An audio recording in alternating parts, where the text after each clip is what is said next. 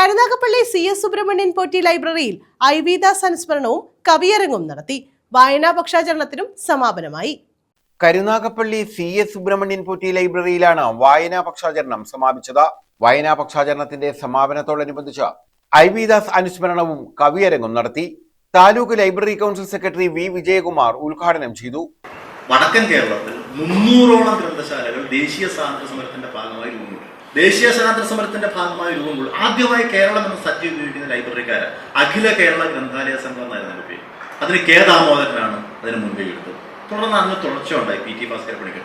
അതിന്റെ തുടർച്ചയിൽ കേരളത്തിലെ ഗ്രന്ഥശാല സംഘം എന്നും അഭിമാനത്തോടുകൂടി നോക്കുന്ന പേരാണ് IV ദാസ്.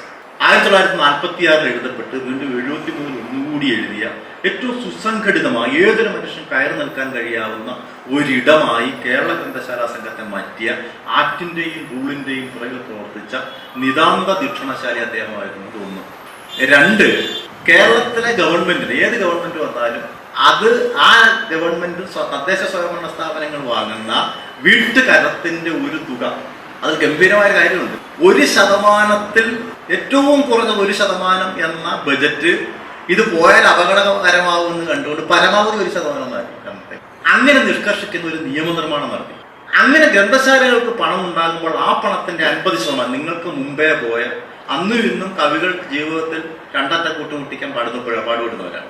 അങ്ങനെയുള്ളവരുടെ പുസ്തകങ്ങൾ വാങ്ങുവാനായിട്ട് ആദ്യം പുസ്തക ഗ്രാന്റ് ഏർപ്പെടുത്തിയത് IV ദാസ് ഇരിക്കുന്ന കാലത്താണ്. അഡ്വക്കേറ്റ് N രാജൻപിള്ള അധ്യക്ഷത വഹിച്ചു. Edakkulangara Gopan, S Shivakumar, NS Ajayakumar, Sajitha B Nair, Purnima എന്നിവർ പങ്കെടുത്തു. കവിയരങ്ങ് ആദിനാട് തുളസി ഉദ്ഘാടനം ചെയ്തു. D മുരളീധരൻ അധ്യക്ഷത വഹിച്ചു. News bureau, Karunagappally.